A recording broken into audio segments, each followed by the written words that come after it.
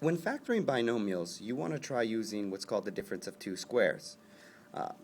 This binomial has one positive term, one negative term.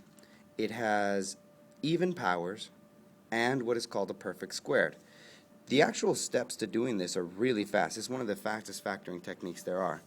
What you'll do is you'll start off with x to the 10th and x to the 10th. And the reason for this is factoring is division, and if you multiply these together, you get x to the 20th.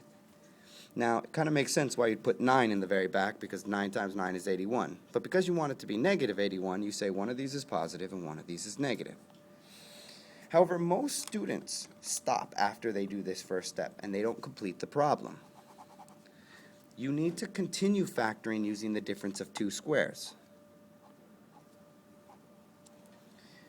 Again, for the same reasons. You got a binomial, one positive term, one negative term, an even power, and a perfect squared number.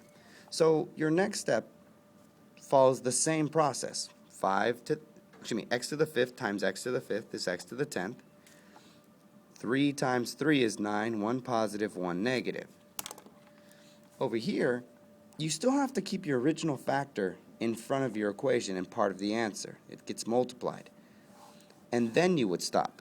But you need to understand why you stop. Two positive terms cannot use the difference of two squared, so this can't be factored. Again, two positive terms can't use the difference of two squares.